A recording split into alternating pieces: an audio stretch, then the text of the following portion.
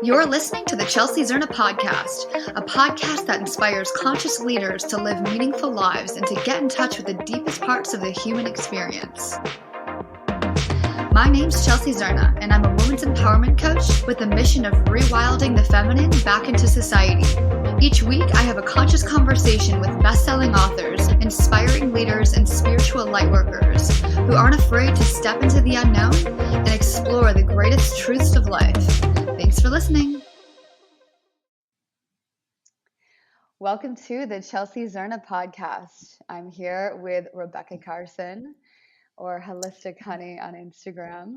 And we are going to dive into unconditional love today, and as it relates to the feminine and the masculine and giving and receiving. Welcome to the podcast. Thank you so much, Chelsea. This is exciting. We've had so many amazing conversations recently, really this year, but I feel like it's all kind of been leading up to this to have some kind of expanded conversation where we can share these thoughts with others. So I'm super excited to be here. Me too. I'm so excited to have you. Yeah, and earlier this week we were talking about your journey and the relationship to the feminine and the masculine and my journey. And it inspired this conversation. And we were like, we should actually record an entire podcast on this. So I'm so excited to jump in and share this with other people. And maybe this will help somebody out there who's also experiencing something similar or going through the same thing around their relationship to giving and receiving love. Yes. Well, I will. I'll give a little background, kind of who I am and how I got to this place. My awakening, like the big awakening, really started about 5 years ago for me, and it was leading up to. Basically, I was just feeling completely out of alignment, and I didn't really know what that meant at the time. But I had, I was raised in this very strict Christian upbringing with very loving parents, but a very kind of small way of seeing the world at that point. And I just knew that I had this faith in this higher power, and I wanted to believe, I wanted to feel it, but it just didn't resonate with me. So that kind of took about 10 years through my late teens and 20s, really just trying to figure out, what is this missing feeling? I don't feel connected to anything right now, but I want to, and it's just something calling me. So that ended up manifesting in my mid-20s as an autoimmune disorder and my thyroid. And I say that because I didn't know this at the time, but I have no doubt that it really stemmed from this inability to speak my truth and to really share freely what I felt. And that kind of happens sometimes when we're in a situation where we're raised with a set of beliefs that we have to be this way, or we're not accepted. And as an empath, especially as a child, not really knowing what I was feeling, but feeling everybody else's stuff, it was just almost impossible for me to really tap into what I felt. Like, I got so comfortable with feeling what I thought I was supposed to feel, or convincing myself of what I was supposed to think, in so many ways, so many different aspects of my upbringing and just relationships in my younger years, that I had lost my voice. So through that experience, I went into natural healing. And thankfully, I was raised in a very healthy family. We had an organic farm growing up, and my parents always encouraged natural remedies over medicine when possible. So I worked with a doctor and with a naturopath at the time. And long story short, it took about 2 years. I was told I was never going to go into remission. I needed to get my thyroid removed, which was causing all kinds of hormonal problems. The medicine they put me on was causing issues, side effects. But I was determined. I was like, give me 2 years. And so I interviewed people who had dealt with the same disorder.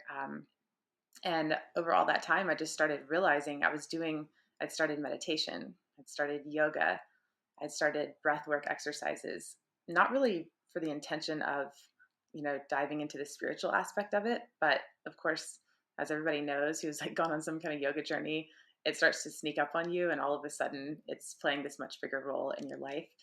And that's what happened. That started the awakening journey, and then I met a really pivotal person in my life. Some would call this a twin flame, but just a very deep, intense soul connection that kind of shattered all of my um, Mm. all of my thoughts and beliefs up until that point. But in a way that I wanted that, and I just didn't know how to get there on my own. So I think the universe, that was my way. That was on my path, is to just have this energetic dynamic with someone that you just could not explain. So yeah, that was about 4 years ago now, and since then I completely changed my career path. I was working in the health and fitness industry, which I still love. Like, I'm still very connected to the body, and I think that that journey really helps me, to healing myself, learning about other people and their healing journey. That helps me so much to be set up for what I do now. And so now that's, yeah, come all full circle. I coach empaths and highly sensitive individuals. And I just help them through their awakening journey by awakening the mind, body, and spirit on those healing levels, because it's all so interconnected.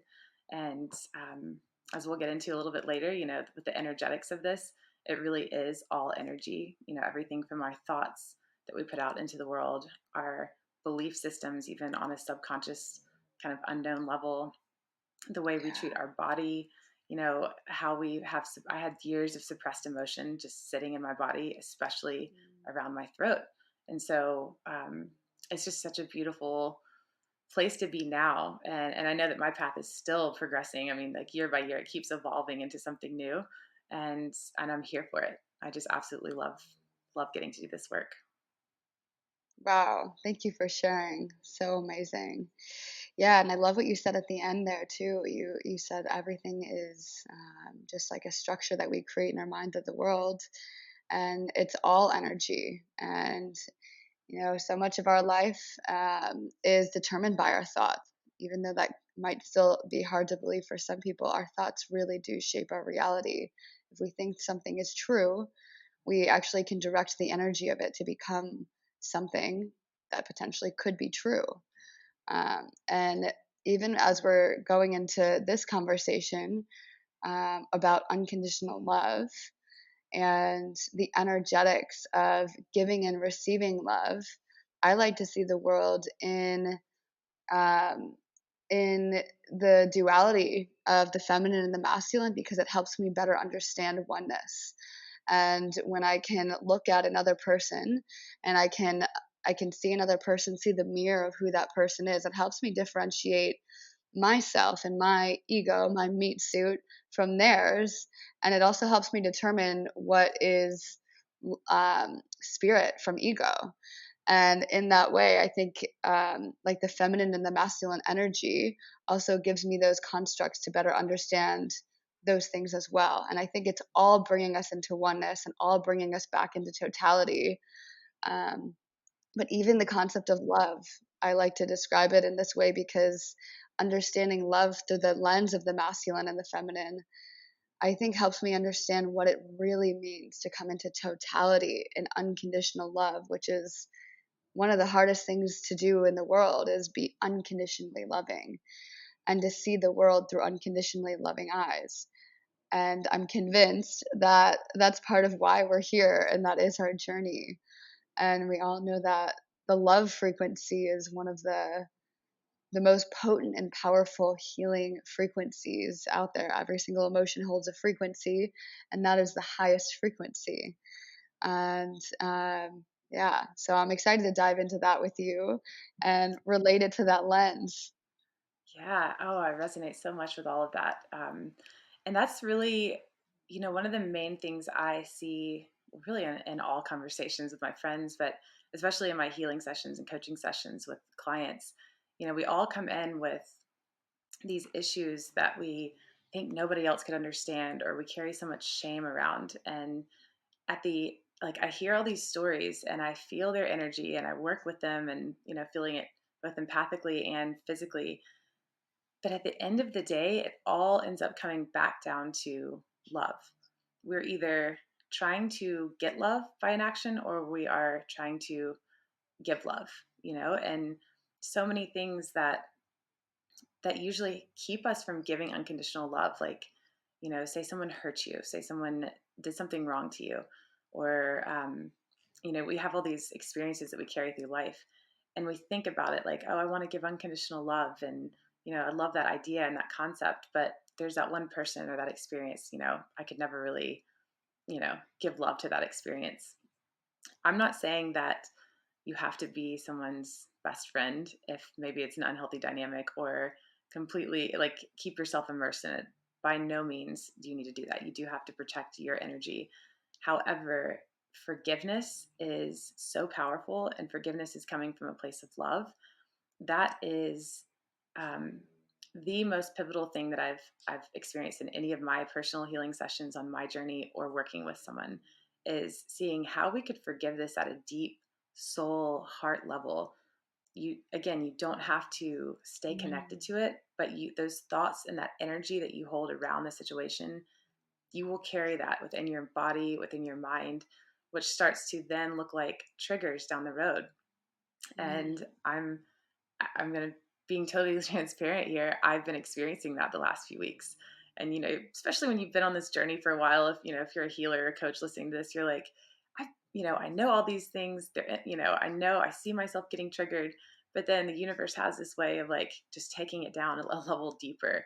And these triggers that I've been facing, I'm in a new relationship, and it's been a long time since I have been in a committed relationship with someone. Been on this solo path for a long time. And so entering into this, I'm a much different person than I was years ago when I was in the last one. And so I'm thinking, oh, I got this, we're connecting. We're both heart-centered people.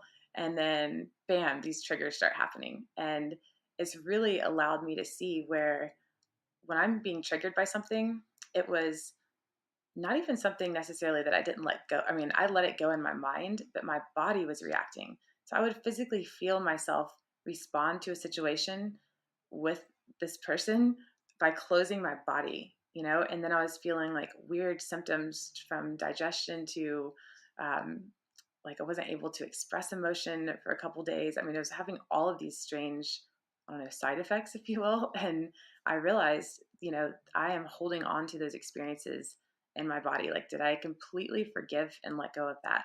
And did I look at that with a lens of love? How can I put love into that situation and also focus on the love that I got out of this situation, even beyond the hurt that might have happened? Because that's usually what we cling on to, is the hurt, not, the maybe amazing years of amazing time you have with someone. You can focus easily on just what happened that hurt you. So I've been on quite a journey in the past couple of weeks, just seeing that, seeing where I have blocked myself because of fear. I have, Mm. not been able to let go because of fear. And all of those experiences, all these triggers are really just asking me to step into love, to step an Yes. octave higher, to step into that dimension. And it's, I think people might get a little bit not turned off by the idea, but kind of fearful of the idea, because that sounds like I'm just letting it go and letting people act however they want to, Mm. or I'm Yeah. not a doormat for anyone. And it's not about that. It's not about that at all. But if I can't step into that place as a friend, as a lover, as a leader, a teacher, a coach, how can I expect other people? How can I show people how to do that? Because I can tell them all day, or I can listen to someone tell me all day. But until you feel that love, that unconditional love from someone who's just accepting you and letting you be who you are and feel how you feel, you can't really understand that concept, So it's really about becoming the love, and not just inviting it in. I think that's the first step, but becoming the love. Like, how is Mm. every thought in alignment with that? Um, the book Return to Love by Marianne Williamson, such an amazing book. And I pick that up every so often, and just I'll literally ask, like, what message do I need today, and just open to that. And she points that out. She's like, if basically you're always asking for love or trying to give love, and if you Mhm. can't recognize it from that set of eyes, you can't ask, she says the Holy Spirit, because it's based on the Course in Miracles. But if you can't ask spirit or the universe to come in and change your perspective, because that's really what allows that love to come through. It's not, dear God, please change this person or change this situation or, change, make me not remember that it happened. It's, please change. I invite you in to change my perspective on what happened. And I invite you into it, change my perspective on this person and how I handle it.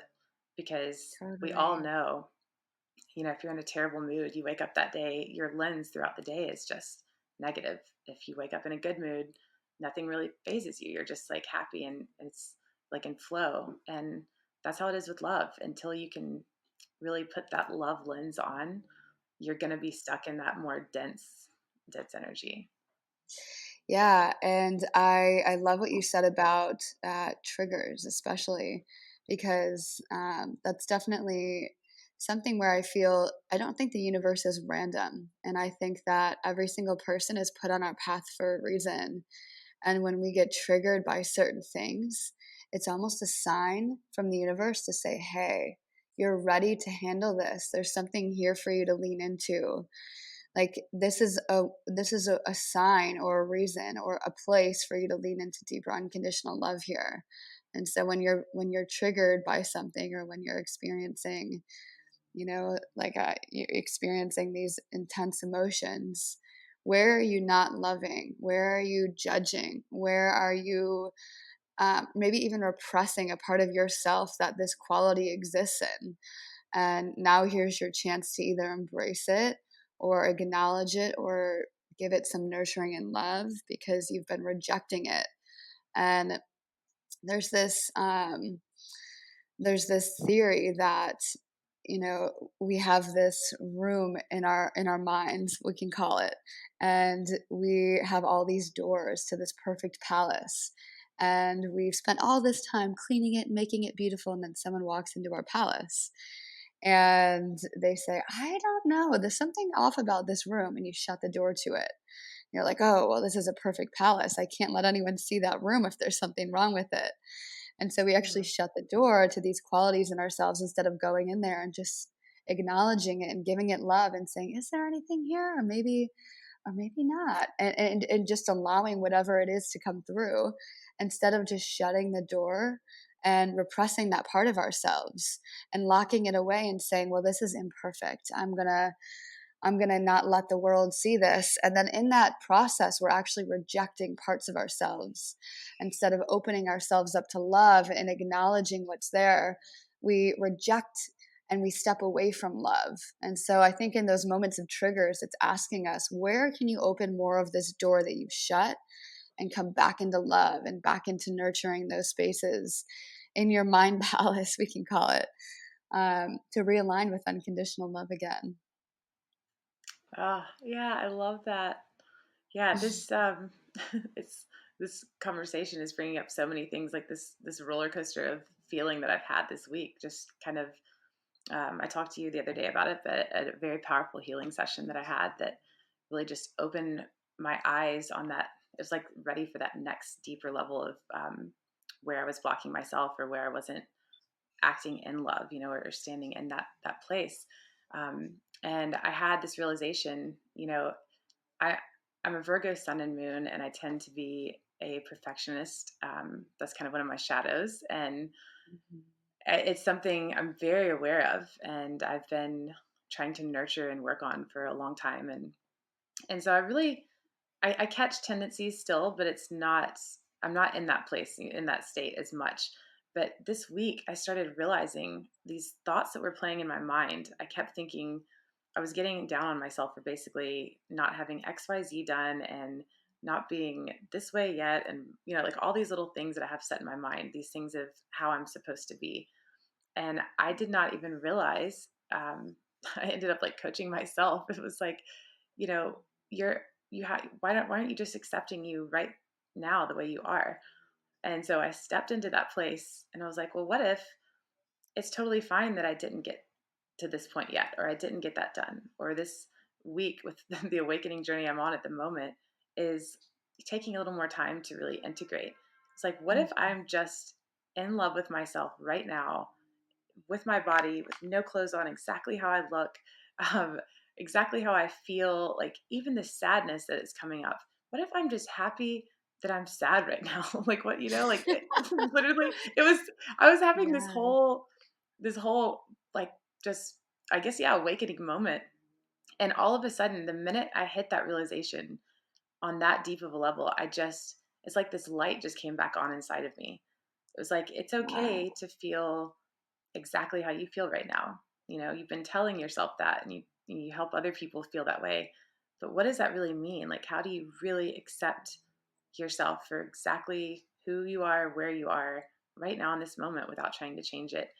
Because the minute Mm. I did that, I went back to my journal and the things that were kind of weighing heavy on me the last few months, and some of those with some relationship dynamics. When I looked at them again, I didn't have any hardness there. It was like the most soft, compassionate feeling because I literally mirrored that back in those situations because of how I was feeling about myself. Mm. And, that I think is a big thing. That's one of the biggest things that's waking up for the world right now, is realizing that, I think you even mentioned this earlier, our thoughts are magnetic. Our thoughts create our reality. Our life is a mirror of what we are experiencing on the inside. Totally. We're seeing it on the outside. So that means if I am not accepting myself exactly the way I am and falling in love with myself as that being, I'm probably not going to allow myself to grow into what I want to grow into because I'm I'm not acting in love. And so then I look at my relationships and friendships, and if I'm, wanting it to be a certain way or expecting, something out of someone that maybe they don't even realize that I'm expecting, it's just, we do this all the time. It's not coming from a place of love, and our friendship Yeah. is never going to be as true and authentic and open as it could be. So I think that that's so powerful. Is just, if you're listening to this and it's resonating and you feel overwhelmed with how to start this, is like, oh yeah, it sounds easy, self-love, like I'm just going to love myself when we have years of baggage.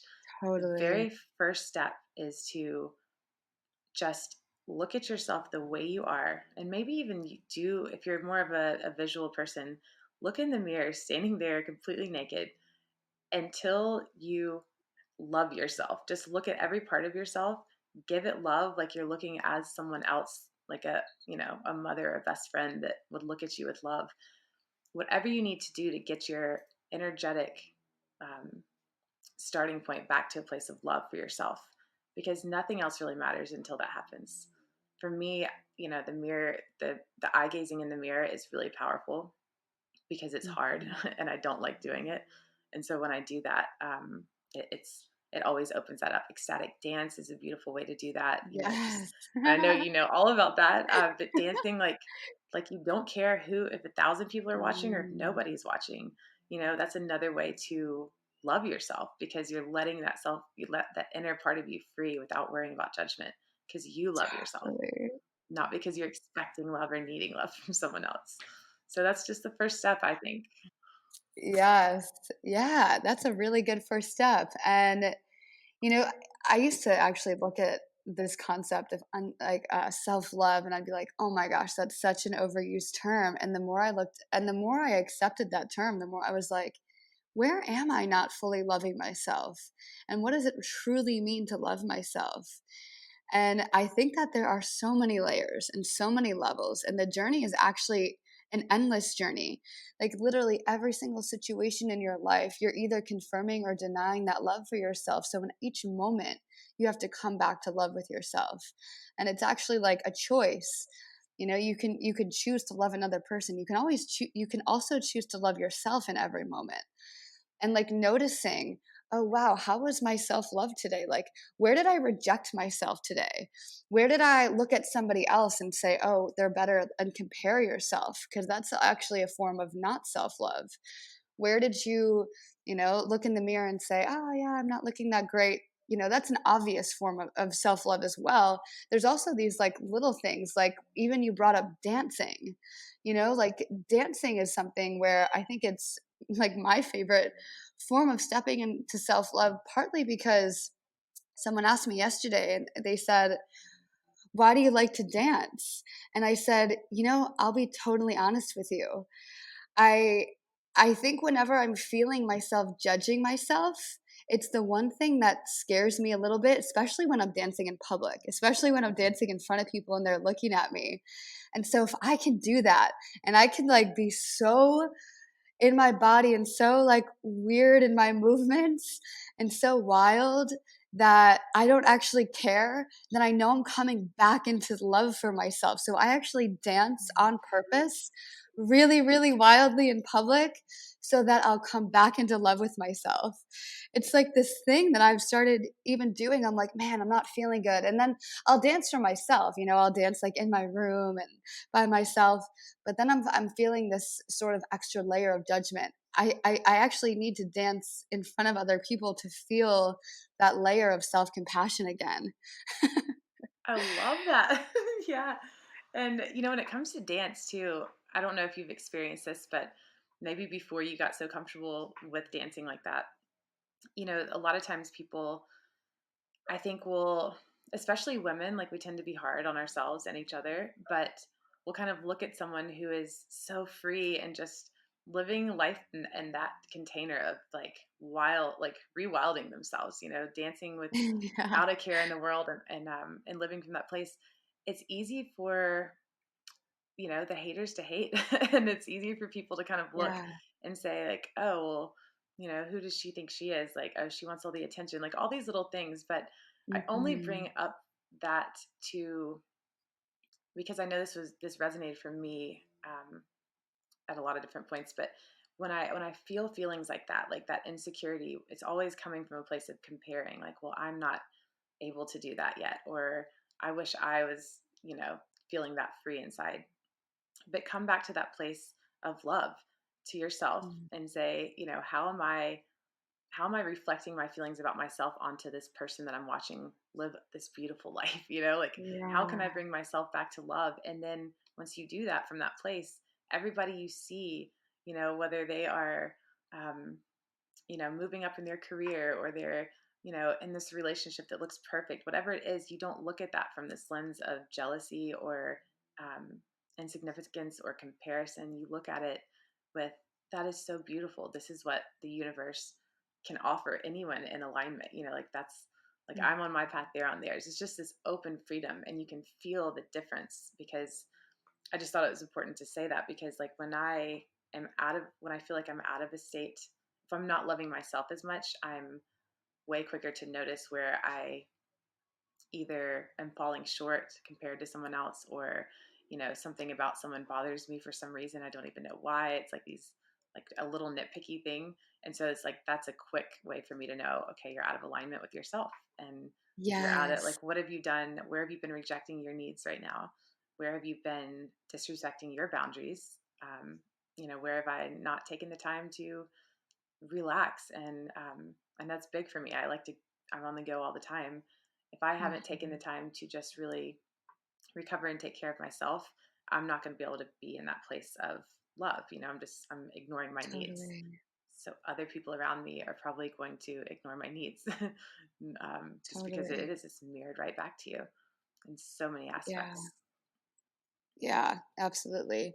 I'm also becoming more and more and more aware of how much the world is a mirror and how we are really just reflections of each other. And even, moving to Tulum, I really felt that as soon as I got here. It was almost this feeling in my heart, and I had to like take a really deep breath. I was like, whoa, this is more real than I've ever experienced in my entire life, and it's just getting stronger. And from that place, when I started to realize that, not only was I able to help heal myself and come back into unconditional love by noticing my triggers and my boundaries and things like that, but it was also bringing me more into the awareness of how to better manifest. And for me, it was almost like, wow, if everything is a reflection of me, all of my thoughts, the negative things manifest just as quickly as the positive things. And although I knew that, it was almost like anything that I was thinking and that I wanted, I would receive it. And maybe it wasn't in the exact way that I thought that I was going to. Like, for instance, I had this one scenario come up, and I was like, you know what? Megan and I started setting intentions for each day, things we wanted to either manifest in our lives or work on within ourselves. I was like, I'd like to work on my abundance. And I didn't know what that meant, but I just knew by the end of the day, because of the patterns, every single day we set this intention and somehow it would happen. And this particular day, I went to a restaurant and the owner of the restaurant was like, ladies, come in, like, come and sit inside my restaurant. Like, I want to treat you to a whole meal. And I was like, oh my God, he loves us. This is amazing. Like, I feel so abundant. I did it. And at the end of the meal, he hands us the check. And I go, wait, I thought this was our abundant moment. I thought he was treating us. And Megan looks at me and goes, no, that's not what he said. He said he just wanted us to come into his restaurant. And I was so confused. And I was like, wait, this is my moment to step into abundance. So I said, I'm going to buy this meal for the both of us. And it was actually not about receiving, but it was actually about showing and giving abundance to the world. And that's actually what I Wow. needed to heal in order to step into deeper abundance. I was like, oh my God, like, it was so funny because my mind was like, this is it. And then it flipped totally on me. And I'm like, wait. And it ended up being one of like the biggest lessons for me. And I was like, wow. And we started getting into this pattern of doing this daily, and it was almost like it then became quicker and quicker, where what we wanted was instantly manifested, just by thinking about it. It was like we just wanted something on the beach, like a hat, and all of a sudden a woman selling hats would show up. And it was just like it started to become more and more and more prevalent the more we started to believe in it. And that's the other Yes. part of it too. Because of our thoughts shape our reality, the more we actually subscribe to these, the more we're conditioning ourselves to actually have more of what we want. So we actually start to shape ourselves to be like, well, I believe that as I think of something, it manifests, and I've been really pure in my thought. Actually, we start conditioning our world to show up for us sooner. So that's been a very interesting and very cool. Manifesting is one of my favorite topics because that I think when I first started on this journey, manifesting, that's kind of like the hot topic. A lot of people want to, obviously, you want to manifest all of your dreams, but it takes you, I think, learning about manifestation. At least for me, it took me on that journey. Like you were saying, there's layers, and there's still more layers that I know I haven't gotten to yet, and probably won't anytime soon. But it was like first I learned you have to be literal in the sense that, like, I at least have to know what I want in some capacity. If there is something specific, get specific in your visualization, but don't hang on to that too much. Like if you want a hat and you're sitting on the beach, you don't need to think about the color and the shape of it, but you need to think about wanting a hat for whatever reason you want it to cover your eyes from the sun, or to feel better, to not get sunburned. Get that literal and then let it go. And then when you are in the state of love, your vibration is so high anyway that those thoughts, exactly what you're saying, you are just in flow and in sync with everything. And from that state, you have to be, of course, open to it coming in any package. It usually doesn't come in the exact same package. But I'll share a story that happened this week, that actually just happened today. The power of shifting your focus on love when it comes to abundance, as opposed to a dollar amount, or that vacation that you want, that shiny new car. um, because I was going through some just heavier clearing the past couple weeks, I had noticed that some of my private clients had like skipped a week or weren't showing up fully, and like I was, all these little things that were kind of mirroring back this heaviness that was inside of me, feeling kind of I was feeling very insignificant. I was like doubting my abilities. I was, just going through all of this stuff, and it was instantly mirroring back to me. And I thought, okay, I recognize this, but maybe this is a time for me to just pause and reshift my focus. Because when we get into that place, especially in 2020, a lot of people have had job losses and things that come up that you couldn't have expected. And sure, you need money to put food on the table, but I think what people don't always realize is when you get into that state of need, it's so much harder to manifest. And I know that sounds backwards, but it's just all about shifting your focus to gratitude, what you are thankful for, of already having, and of course just love. Like, I trust the universe is going to bring me what I need and when I need it, and I'm just going to let go of the control of it, which is one of the hardest things to do, I think, in this life, is learning really truly the art of surrender.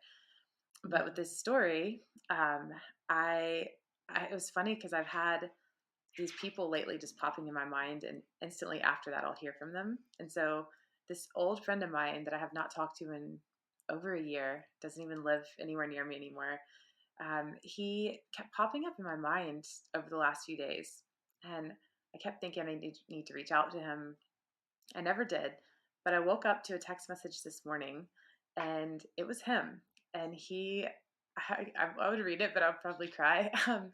It was so incredibly sweet. And he said, I know we haven't talked in a while, but you've been on my mind a lot, which has made me remember how I used to do photography a long time ago. And it's like, I remember when you did my wedding photos a few years ago, and we were really, really tight on money. And when it came down to the final payment, we just didn't have it. And he said, you had graciously just said, it's fine. You're a friend of mine. Call it a gift, call it even. And in that moment, I was so happy to be able to do that, because he was a dear friend of mine. And I thought, I had written that off. I was like, don't worry about it, like, we're, Yeah. never thought about it again. And so in this message, he said, really was thinking a lot about that this past week. And what better time than now to be able to show thanks for that. And he goes, I know that you believe more than anyone that what goes around comes around. And I just want to fulfill our agreement from years ago. So check your Venmo. And I was like, what? And I looked at it, and he had just he Venmoed before even texting me. So I wouldn't say no, which again is all about, I need to learn to receive better. But it was done in such a beautiful way. And it was so powerful, because when I sat down, I was telling you this the other day, I do law of attraction style, like manifestation meditations a few times a week. And I'm generally, I generally try to focus on the feeling, but lately it's been like, oh, I want to manifest this client for this program, or, this and this, and like these exacts. And it was all kind of around my work stuff. And I sat down for this meditation and I said, no, I want it to manifest love, the abundance in the form of love and receiving. And it's like the minute I decided that and put it out into the universe, my energy shifted. I could feel my body change. I felt lighter. I felt more energetic in my workout that day. It was like this fog had finally lifted. And so the whole meditation, I just focused on that, and I felt the softness. And I went through the day, and this was a few days ago. And once I did that from that place, it was like everything else that had been triggering me just kind of fell off. Like, somebody sent me a random message to just let me know that they were thinking about me, and they had basically an apology. I mean, like, all these things that just kind of just stopped. Like, all the tension that I was feeling just stopped. Yeah. And I got several new clients that booked from referrals that day. And then my friend that reached out today, it was like, that was the biggest show of love from someone, and lesson in receiving, and just getting into that energy of, for me, it's been hard receiving love. So it's like, if you give and can't receive, how do you expect that Yeah. energy to flow with you? How do you expect things to manifest if you're blocking love in one place in your life? You are truly blocking abundance in every aspect of your life. It is Yes. all so closely woven. So that story was just incredible. Like, I've just Oh, floated through the that's day beautiful. in absolute awe. Yeah, because the universe is so unconditionally loving, and there's endless possibilities and potential out there. And it's just our human minds with our stories that try to tell us otherwise. And so Totally. when you feel that, and you will, because you're human, get back into that Mhm. place of love. And for me, sometimes it's easier if I just can't feel it for myself in the moment, and I'm feeling really triggered. I think, how can I show love to someone else just randomly? And so I'll send Mhm. someone a message, or write like a handwritten card and send it to someone. And just from that state, it instantly shifts my energy. And from that place, Totally. once it's shifted, I'm out of the trigger enough to look at myself with a more openness and loving set of eyes. And it's that from that place you will manifest anything. You will be taken care of and loved no matter Yeah. what. Yeah. That's so beautiful. That's amazing. I love that story. And I love when you talk about the flow of love and the giving and the receiving. And I think part of what a lot of our life lesson is about allowing ourselves to really not shove things in a box and to let it flow more and to let go. And like, I know that's such an interesting concept when we're talking about love, but like not attaching to what love looks like and allowing it to come into your life and allowing it to flow out of your life just as equally.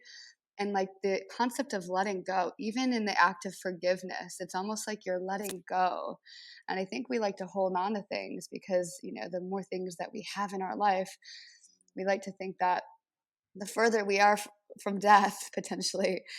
And so we Right. like to kind of hold on to things, and letting go, this concept of letting go, I think is challenging because it reminds us that we're not infinite, you know, like in the material world. And you know, our bodies are going to pass on, and so this idea of letting love flow in and flow out, and money and abundance flow in and flow out, and not stopping the current and stopping the flow by holding on to these things that create rocks in the flow, and like more seeing it as this, almost this current, this electrical current that's like running through our bodies. And Yes. yeah, and I think when we kind of just keep that going and keep the flow, and just recognize when things are coming up for us, acknowledging them and knowing that the cycle is almost like a spiral, I think we come back into our homeostasis at the end of the day. Yes, yes, that current is so powerful, and I think I loved when you said that about the dinner. You know, you went into it maybe with this mindset that day of what you thought abundance would look like, which was receiving something, because obviously that's how we we want to receive more. And but you Yeah, turned around and you paid for that meal, and you were still in the energy of abundance, even though it was flowing on the opposite or the other way, the other side of the current, and that is just as powerful. Like if I make hmm, a bunch of money and hoard it all and save it, scared to give it away and scared, just like kind of the Western mindset, really, how we've been taught to live, accumulate all these things, put your money away, and then, I don't know, when do you get to spend it? Like 10 years before you die. It's like this mentality of holding on to things, like you're saying. And I mean, it's good to save, don't get me wrong, but that's what I've noticed is when I felt stressed financially in the past, I stopped treating myself to things. And I don't mean like frivolous things, just like something little that would make me feel good, if that's going to get a pedicure or, buying myself something new. If I stop doing that for myself, the universe kind of stops that flow of openly giving it to me. And it's not yeah, punishment, it's just what I'm allowing into my field. Am I giving? Am I receiving? Am I giving? Am I receiving? And that's every time I feel out of alignment, it has something to do with that because that is that flow of love that affects your masculine, feminine, because those are both of those polarities too. Takes away our power as a manifester, potency of totally. our power, I should say. Exactly. Yeah. And that actually leads perfectly into this next portion of talking about the masculine and the feminine, in the sense that I like to think that coming into harmony and balance in our masculine and feminine energies, which is also our giving and receiving, brings us into totality and wholeness. And there's a lot of people out there that talk about um, polarity and how it's so good to actually be polarizing, and especially in our relationships. And although it's good to have polarity with a lover, um, within yourself, it's actually really good to be in balance. And the idea is to not need anybody outside of ourselves and to actually be in balance internally. And so even in our love of giving and receiving, and you know, you can think about it as abundance, you can think about it just as love frequency, like shutting down love or welcoming love. that's also really important for being in totality and being in wholeness and oneness. Yes. I've that's I know we when we talked Monday, this is kind of how I think all of this came about. But I had this powerful experience with a healer last week, and I thought I knew so much about the masculine and feminine and like what was going on within me, and I thought, for this last year, I've really been focused on trying to like awaken the feminine more. Like the feminine was just not balanced in me or something. I just had this thought around the feminine. And I was like, well, I've just always been in my masculine. It's easier for me to give and it's easier for me to go do and stay busy. And, but then through this healing experience, I realized it's like I had this visual of my inner feminine just dancing, and she was wild and free and completely fine, like completely present and there and just patiently waiting. And then there was this wounded masculine who I had been acting Mhm. from, not this like powerful and balanced masculine, but this very wounded masculine. And that was playing out in ways of like, even sometimes working, I think with my clients, I was maybe in my mind trying to fix something for them or Mm. help them in some way, as opposed to appreciating the pause more in the feminine and like letting them come to their own conclusion. And um, anyway, I was just seeing all of these aspects in my life where that wounded masculine had taken charge and was not able to receive love from the feminine, which was such a wild realization. Like she's there trying to give it, and just dancing around him like, just look at me, wait, like I'm here for you, just open up to it. And he's like, no, I don't know if I deserve it, so I'm just going to keep pushing forward and not pause long enough to like realize maybe I just haven't been feeling worthy of it. So that's Mm. really been eye opening for me right now, because I think that's happening on a global level. We've Totally. been kind of moving from this. We've been in such a wounded masculine energy in our leadership, and especially in the Western world, the way our society is run. And to be clear, I'm not talking about men and women right now in this instance, but it's just the energy of that, what we've been living out of. And so this rise of the feminine energy is allowed this that's what's going to allow us to heal on a deep level, that is because we actually are in Totally. tune with ourselves and like, yeah, knowing what's going on, because we take that pause and we listen and we live in this more loving, nurturing state. So it's just so important to let them. I mean, that's what we're doing now, is learning to let them dance and heal each other. Totally. Yeah, and especially with this election that just came up, I think a lot of people were asking themselves, um, how is my how am I not fully healed in my masculine energy, and where do I have some wounding? And I think that you just nailed it. I think that partially the key to awakening is actually accepting all parts of the feminine energy, because that's actually the life force, like the spiritual connection. And whenever we're rejecting any parts of ourselves, again, we're not coming into wholeness, but therefore we're not actually accepting our totality and not fully able to awaken. And so I think the way that we'll see the consciousness of the universe expand and the consciousness of humanity expand is when we come into this recognition and this love of the feminine energy, because that's what's being repressed right now. So in every single person, every single part of ourselves, when we heal the wounded masculine and we unrepress the feminine, we actually, and they kind of work hand in hand. We come into this deeper space of awakening in ourselves, and then also as like globally on the planet. And I think that's why my intuition just like led me down this path so intensely. It was like, this is it. Like, this is the path that you want to go down. Because I'm also seeing that this is like such a journey. And I also recognize that these are still terms that we're using to describe just healing in general. And at the end of the day, it's all about coming back into unconditional love.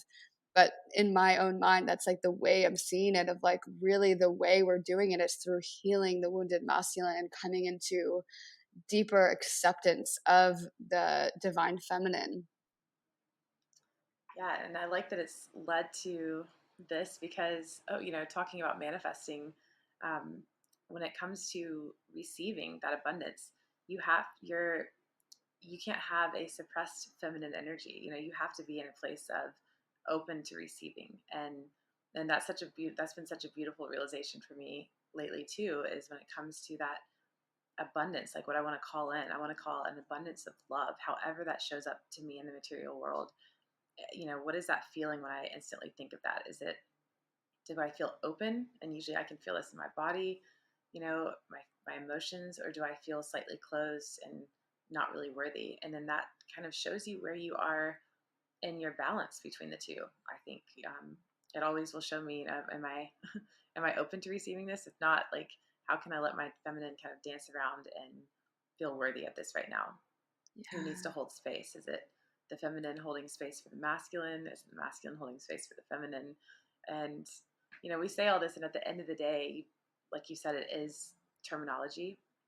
It helps us understand um, what we're experiencing, but it's just so important to listen, just be in tune, like on a day-to-day basis. Listen to how you feel, how you act to things, um, respond to things. What's triggering you? Back to the beginning of the conversation. Do I feel like I'm receiving love? Why not? Am I giving love? Yeah. Well, if not, why not? And it's just take it back to basics. How do I feel? Do I feel good in my own skin today? Do I feel like I am worthy of receiving what I want, what I desire? And that will tell Mm, you a lot about where the balance is between the masculine and feminine. so beautiful. So amazing. Yes, Becca, thank you so much for sharing and for being a part of this podcast. And for everybody listening, I think the general hope is that you take a look at the relationship to unconditional love in your life, whether it's through the lens of the masculine and the feminine, or just as simple as giving and receiving. And where are you welcoming the parts of yourself that maybe you've rejected so that you can welcome more wholeness and awakening into your life, which is part of the reason that we're all here right now. As a population, we were all blessed to be born at this exact time in history where we're on the verge of a new era. And we are awakening at unprecedented levels and stepping into this new version of reality, which is really rare and really special. So, thank you for being a part of it. Yeah, it's so exciting. Well, thank you for having me.